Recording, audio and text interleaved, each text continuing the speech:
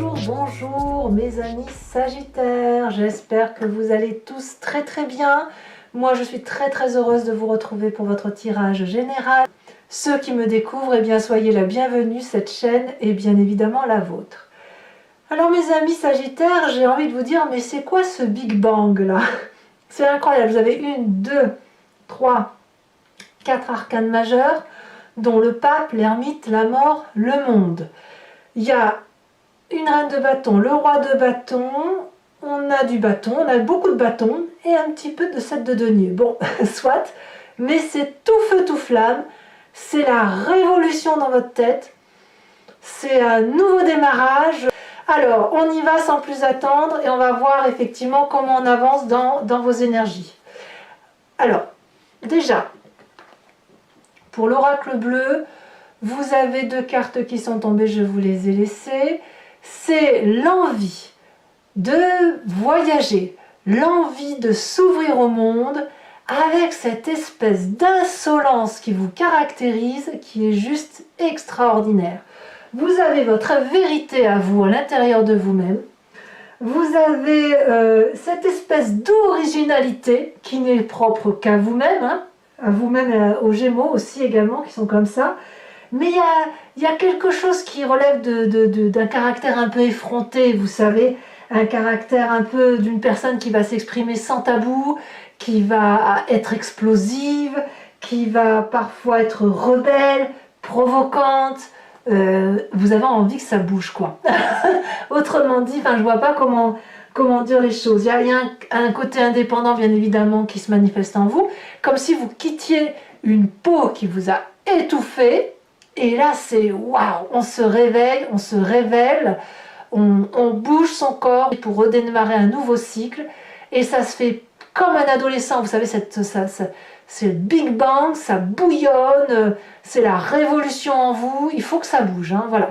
Et je vous avoue que j'ai presque envie de vous dire, ça va aller, mais voilà, c'est très bien, ça. Il y a quand même quelque chose de très important. Je vous ai dit que vous avez la carte du monde, je ne suis pas sûre. Non, je ne vous ai pas dit que vous aviez cet arcane majeur là. Je vous ai dit 1, 2, 3, 4 arcanes majeurs. Oui, si, vous avez la carte du monde. Alors, vous entrez déjà tout feu, tout flamme avec la reine de bâton. La reine de bâton, c'est la personne qui a une opulence, qui a de la prestance. C'est une personne que l'on voit de loin, qui s'impose et qui est aussi très généreuse. Elle a bien réussi, la reine de bâton, à s'affirmer, à s'entourer comme il le fallait, à réussir tout ce qu'elle touche, tout ce qu'elle essaye d'entreprendre, et bien ça a toujours été une réussite. Donc vous avez cette énergie-là, entreprenante, bienveillante, généreuse,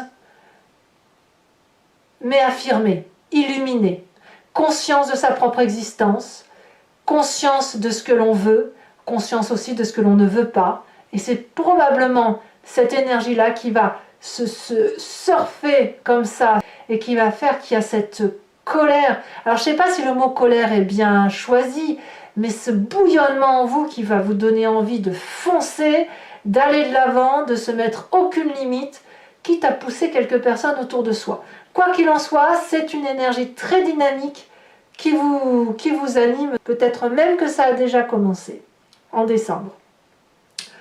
Qu'est-ce qui vous donne comme force? Quelle est la force qui vous vient de votre environnement? On a cette cavalier de bâton. Alors la cavalier de bâton, que les choses soient claires, c'est le dynamisme, c'est l'élan, c'est la rapidité, le nouvel envol, le déménagement, le voyage, je ne peux pas vous le dire autrement. C'est aussi l'impatience, c'est aussi l'impulsivité, c'est du feu, tout flamme, le Big Bang. Je me répète, mais c'est exactement comme ça que ça se manifeste. Donc ça vous vient de l'extérieur. Je ne sais pas ce que vous allez faire. Est-ce que c'est un voyage que vous anticipez, que vous aménagez, que vous entrevoyez, un nouveau départ, un nouveau projet, un nouveau travail, un nouveau je ne sais quoi? En tout cas, c'est quelque chose qui vous porte et qui vous donne beaucoup de force. Donc, eh bien, soit, allez-y, courez, volez, envolez-vous, que le vent vous emmène là où vous souhaitez aller. C'est très bien. Environnement défavorable, le pape. Alors, c'est ça, la révolution ici, je la ressens dans le pape, c'est-à-dire que attention à cette insolence que vous pourriez avoir à croire que vous avez raison sur tout. L'environnement extérieur vous est tellement favorable, vous porte tellement de l'avant, comme si vous étiez un tsunami à vous-même, que c'est au point où il est possible que vous pensiez détenir des vérités qui soient justes. Alors attention peut-être à ne pas non plus trop vous laisser porter, à ne pas avoir trop confiance pour ne pas signer tout et n'importe quoi, à lire entre les lignes.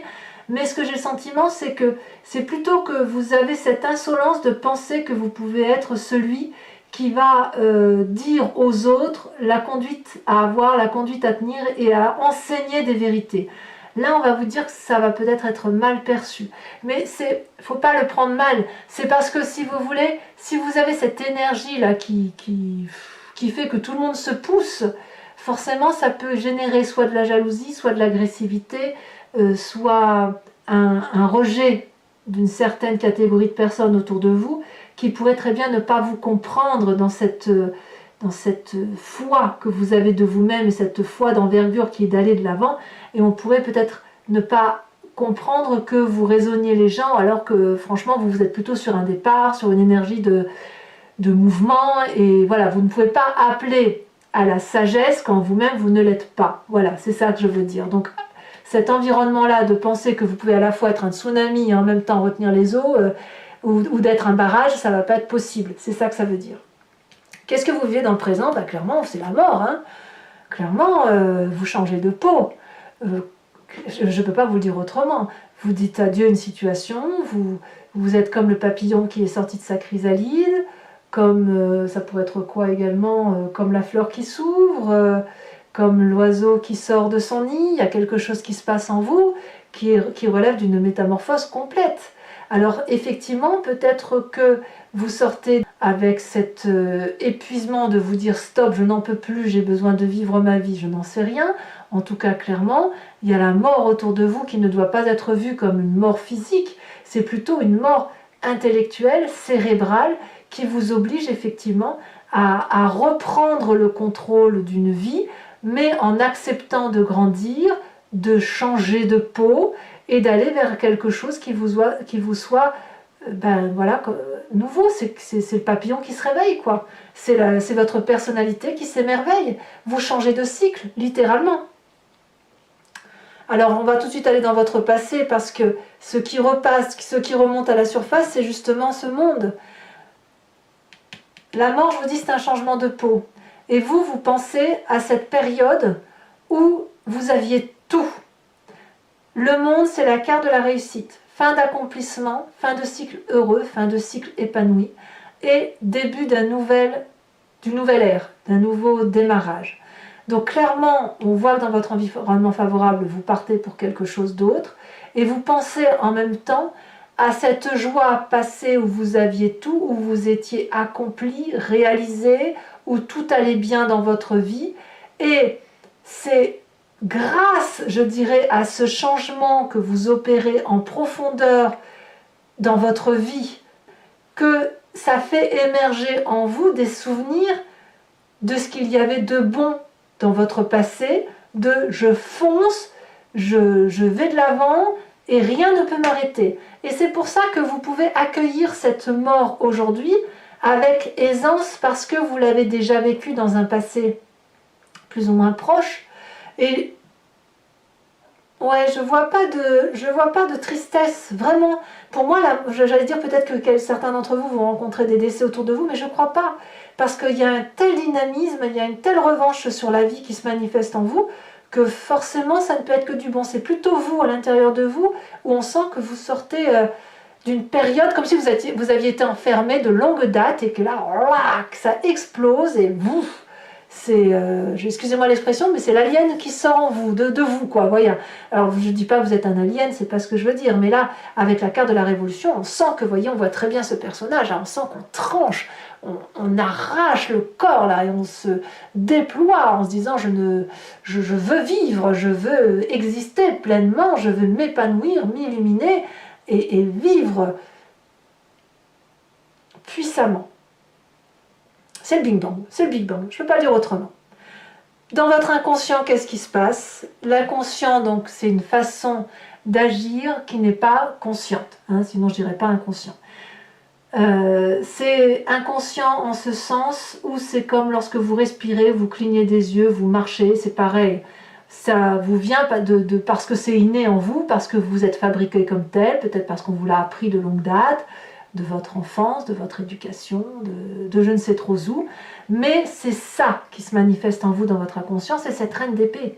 La reine d'épée, je ne sais pas si vous pouvez imaginer la puissance qu'elle a. On voit très bien cette femme-là qui brandit une arme, et regardez, elle a un puissant dragon qui crache du feu tout autour d'elle. La reine d'épée, c'est celle qui maîtrise son intellect, qui est presque dominatrice et presque manipulatrice. Elle est tellement puissante intellectuellement, elle a tellement compris les choses, elle a tellement pu plonger dans la compréhension du monde et dans ce qu'elle n'a pas peur et qu'elle peut rentrer en transe avec des guides astraux. Elle peut croire en ses rêves, elle croit en sa toute-puissance. Et elle est dominante, elle commande la reine d'épée. Donc vous voyez, dans votre inconscient, on sent ce commandement suprême, on sent que vous avez besoin d'avoir le contrôle sur votre vie. Alors oui, et c'est pour ça que vous avez le pape en inconvénient environnemental, parce que avoir le contrôle sur sa vie, ça ne veut pas dire avoir le contrôle sur les autres. La part des choses doit être faite, mais je peux comprendre qu'avec ce qui se passe à l'intérieur de vous et avec cette transformation qui s'opère, que ça vous est difficile d'être absolument... de tout garder pour vous, parce qu'il faut que ça sorte, quoi. C'est comme un volcan qui explose. Hein. Alors, quel est le futur proche? Eh bien, le futur proche, c'est bizarre, hein, c'est curieux, mais il vous parle de patience. La 7 de denier semble dire que malgré tout ce volcanisme, tout ce feu, toute cette puissance, ce déménagement, voilà, tout ce qui se passe là, on parle de laisser le temps au temps. Peut-être que vous allez prendre conscience que dans un avenir proche, hein, c'est fou, hein, que vous allez... Peut-être que c'est de l'esbrouf en fait. Je ne sais pas comment vous dire. Est-ce que vous ne faites pas tout ça juste pour qu'on vous foute la paix?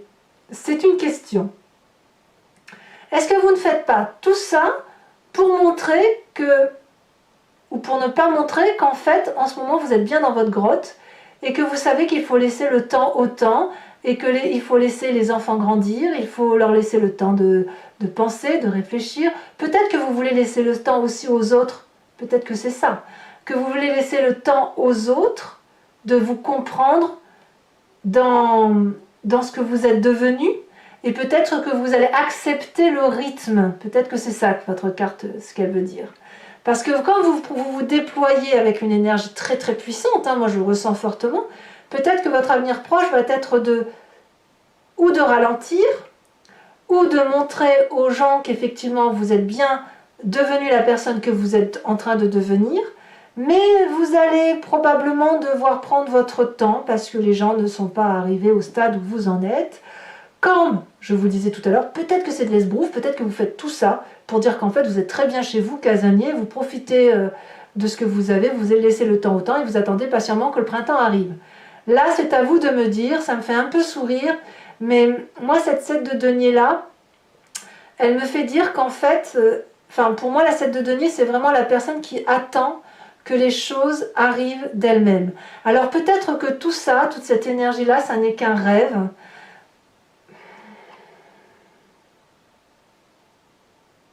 ou un investissement.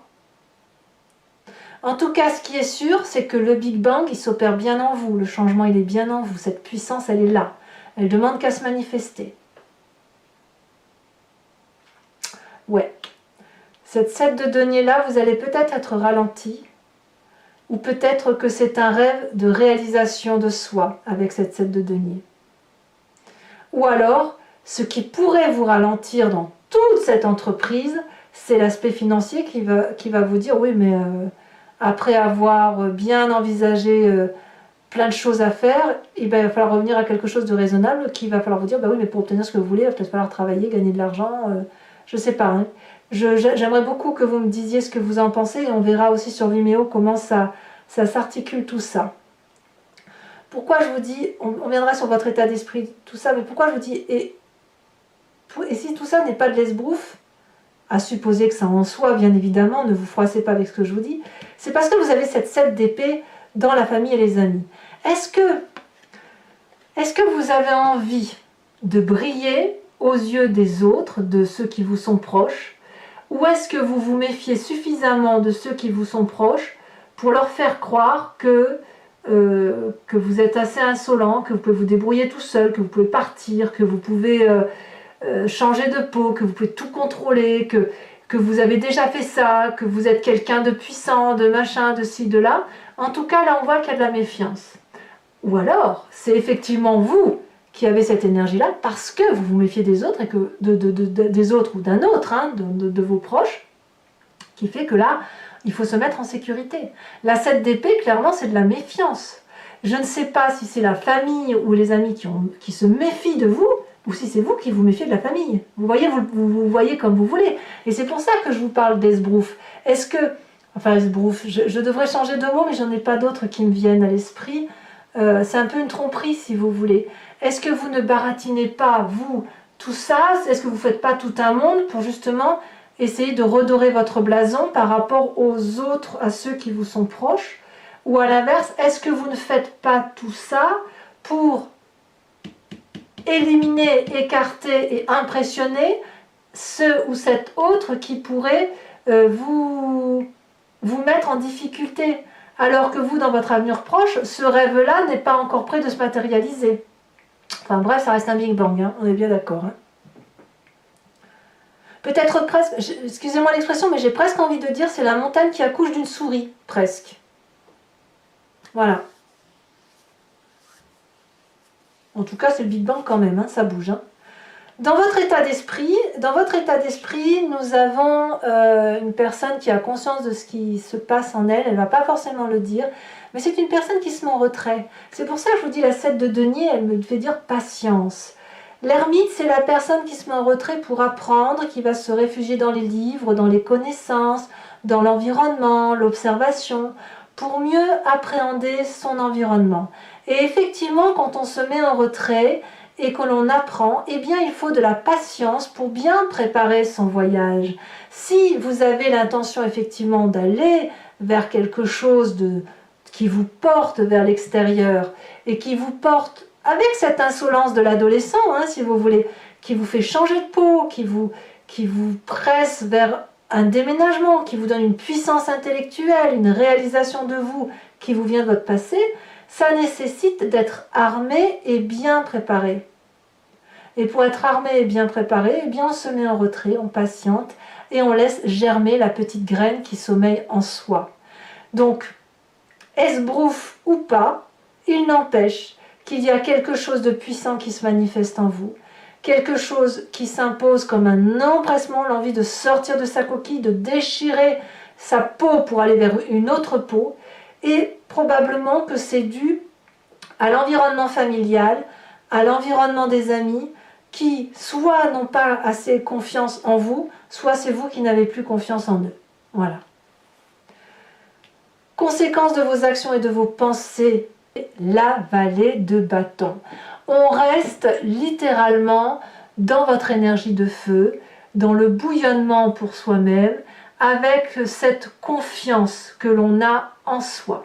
La vallée de bâton, elle est un peu juvénile.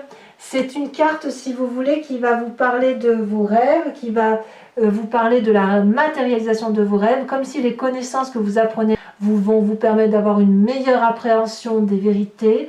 Et c'est comme un déploiement, si vous voulez, d'une action. Comme si vous allez vous dire, bon ben voilà, j'ai tout appris, j'ai pris le temps de, maintenant je vais pouvoir me réaliser. Donc pour ce qui vous concerne, vous êtes toujours dans cette énergie-là, de dynamisme, de fonceur. Attention à ne pas donner trop de leçons aux autres, mais vous avez littéralement changé, comme cet adolescent qui change de peau.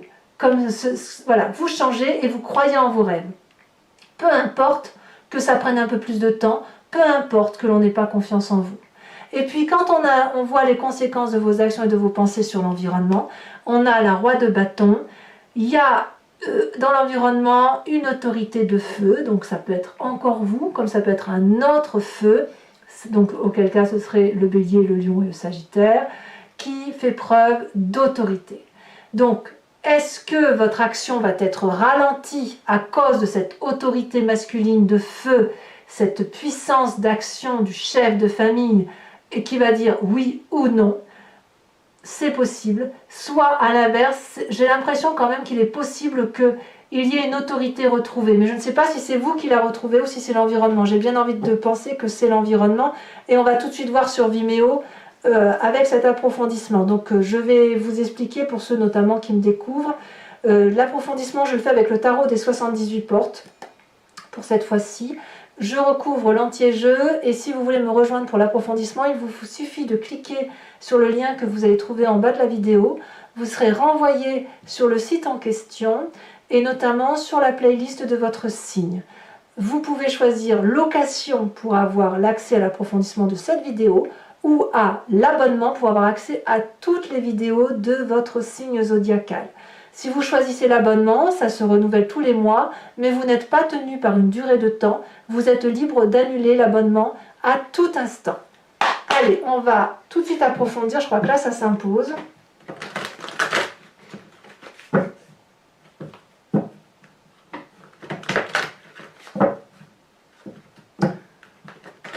On va voir effectivement comment ça s'articule tout ça. Allez, pour mes amis Sagittaires. Alors, qu'est-ce qu'on a avec cette reine de bâton? Bah déjà, vous voyez, ça veut parler. Hein. Qu'est-ce qu'on a sur cette magnifique reine de bâton? Je ne vais pas tout mettre quand même. Ceci dit, je peux, si je peux. Reine de bâton et 3 de bâton. Je vous la mets parce que vous voyez, cette puissance de reine de bâton, elle ressort 2 fois. Donc j'ai bien envie de vous la mettre. Hein. Clairement, vous vous réveillez. Hein. Qu'est-ce qu'on a sur cet environnement favorable qui parle de déménagement, de départ, d'élan, de rapidité? On a la 10 de bâton. Wow. Ouais. Sur l'environnement défavorable avec le pape, nous avons la roi de coupe. Attention à vos émotions. Sur le présent avec cette carte de la mort, alors qu'est-ce qu'on va avoir avec cette mort? Comment ça va se manifester? Oh, le pendu. Eh oui, ben oui, hein. On regarde les choses différemment. Sur votre inconscient avec cette reine d'épée, nous avons... Sachez aussi que la force, quelle puissance. Sachez aussi que je rajoute un des cartes hein, sur Vimeo lorsque le tirage ne me semble pas assez approfondi ou quand je veux en savoir un peu plus. Sur le passé, nous avons la reine de denier. Ouais, c'est quand même une reine, hein, c'est pas rien. Sur votre futur proche, alors nous y voilà. Ah, elle a sauté pas qu'un peu. On a la 7 de denier et on a la 6 de denier. Sur votre état d'esprit,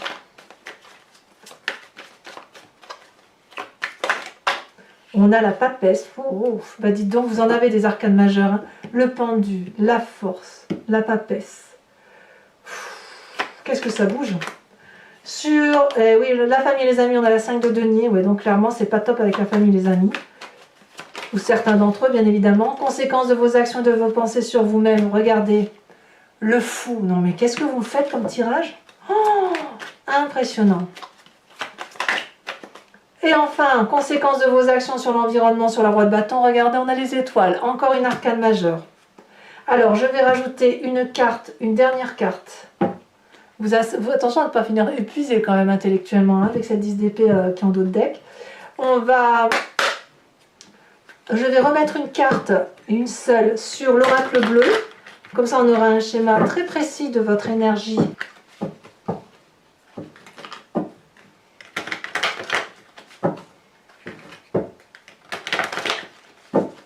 Hop. Alors, sur le voyage et la révolution, non, je ne vais pas les mettre à 3. Ouf, l'élévation. Ben voyons. Ouf, et ben dites donc, ça déménage avec mes amis Sagittaires. Alors, je vous propose également, toujours pour ceux qui me suivent sur Vimeo, de réfléchir à une question précise et j'y répondrai avec le grand jeu de Mademoiselle Lenormand, après avoir tiré 5 cartes.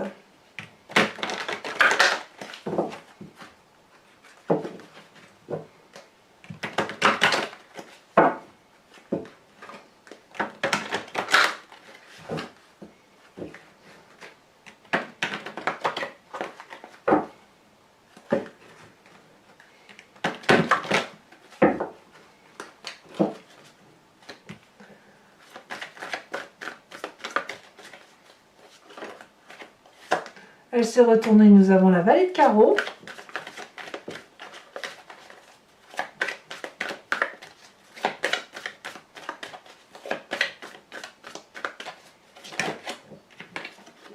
Nous avons la 10 de trèfle.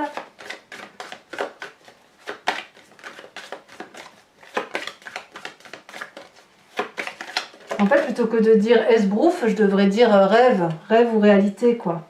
Nous avons la 8 de cœur. Voilà, ça parle quand même beaucoup d'émotions, hein. Nous avons la 8 de cœur. Non, on a la 8 et la 10 de cœur, pardon. 10 de cœur, oui, ça parle beaucoup d'émotions.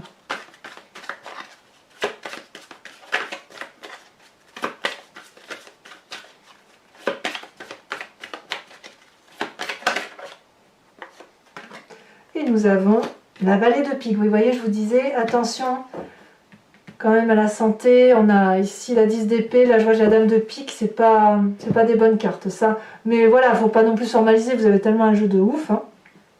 Enfin, toujours pour vous mes amis Sagittaires, je vais tirer une carte de l'oracle des druides qui va, si vous voulez, vous proposer de vous recentrer sur une énergie animalière, un instinct de l'animal que nous avons forcément en nous puisque nous venons tous de la même genèse, hein, mais qui est dilué par toutes nos capacités, toute notre façon d'être à nous les humains. Et là, nous inspirer de l'énergie d'un animal nous permet de revenir à une source qui nous aide à passer, si vous voulez, à nous concentrer sur l'animal et à passer au mieux les événements qui se présentent à nous. Allez, c'est parti.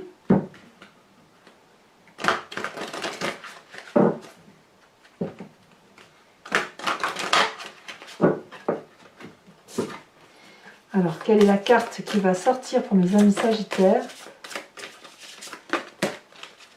Elle tombe déjà.